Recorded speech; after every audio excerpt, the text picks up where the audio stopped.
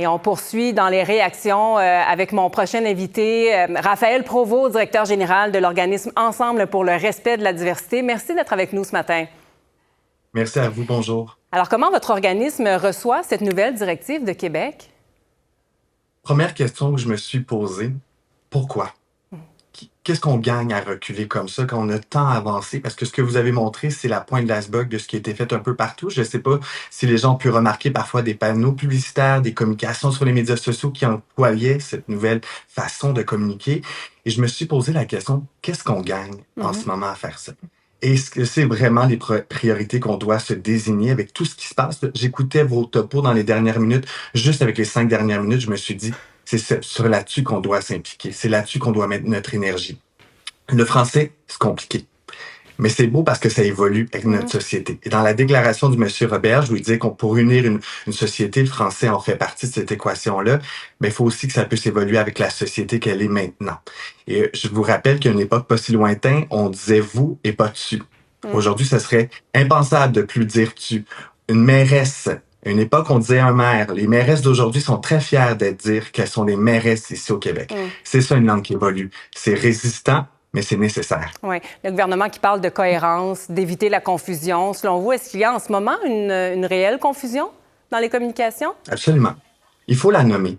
Il faut nommer que peut-être c'est allé vite. Parce que dans la gestion du changement, il y a quelques étapes qu'il faut absolument respecter, écouter, prendre son temps, inclure les gens concernés, répéter, former, sensibiliser.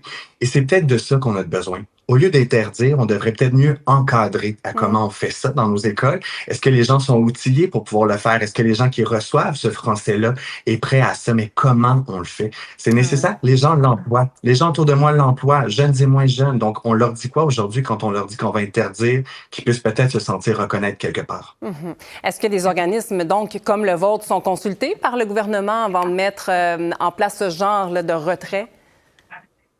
Je suis en France actuellement. Le réseau est très bon. Je n'ai pas reçu d'appel de la part du gouvernement en lien avec cette annonce-là. Je veux pas parler pour tout le monde, mais on n'est pas beaucoup de personnes à avoir été consultées parce que je suis pas certain que ça aurait été ça nos avis. On le souligne depuis longtemps que c'est important que notre français évolue avec sa société, mais qu'on prenne notre temps pour bien le faire. C'est surtout ça. Et on est plein de gens qui veulent aider. Il y a des organismes qui ont écrit des guides extraordinaires au Québec pour pouvoir accompagner différentes plateformes, différents ministères s'ils en ont besoin, s'ils comprennent pas ce que ça veut dire l'écriture inclusive versus épicène. J'ai pas reçu cet appel-là, puis c'est pas le premier enjeu sur lequel on n'est pas consulté. Qu'est-ce que ça aura comme impact, selon vous, à partir de maintenant, là, sur la communauté LGBTQ+? C'est même pas juste pour les communautés LGBTQ+. C'est beaucoup plus de gens que les communautés LGBTQ+. Je veux pas parler pour les femmes, mais quand on voit justement un mot apparaître avec un aspect plus féminin au bout, ben peut-être de dire, ben je suis peut-être inclus dans cette conversation-là. C'est beaucoup plus large que les communautés LGBTQ+. C'est pour ça qu'on faut qu'on le voit comme ça. Moi, je tiens à ce qu'on résiste, qu'on persévère. Puis je pense que c'est une occasion à peut-être mieux réfléchir à comment le faire. Mais moi, je vais pas arrêter de le faire du jour au lendemain, croyez-moi. Et pour les personnes à la maison qui nous écoutent, qui veulent avoir la bonne approche, qui sont peut-être un peu confus avec les mots qu'on vient de voir, qui sont peu familiers, qu'est-ce que vous pouvez leur conseiller?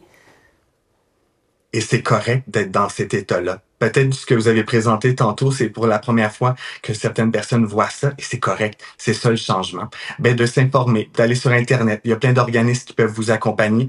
Google, ChatGPT, peu importe votre voisin, votre voisine, l'humain qui est autour de vous, peut peut-être vous sensibiliser, vous outiller, mieux faire comprendre, mais se souvenir que notre français est beau parce que justement, il évolue. Puis je vous disais que j'étais en France aujourd'hui.